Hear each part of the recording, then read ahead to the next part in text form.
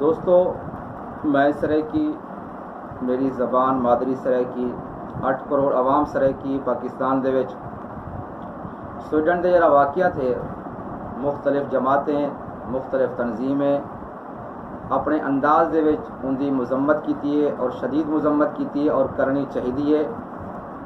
दोस्तों जिहड़े वेले आलम कुफ्र कहीं मुल्क के उत्ते हमला करेंदे वो फिरके को नहीं ढेदा, वो सिर्फ ये ढेदे कि एक कलमा पढ़ने वाले और मुसलमान हैं। साकू भी यह जा जहन बनाना चाहिए है कि असा आपस दे विच मिल जुलते रहूँ। एक मौजू बने सा तवज्जो फरमेसो।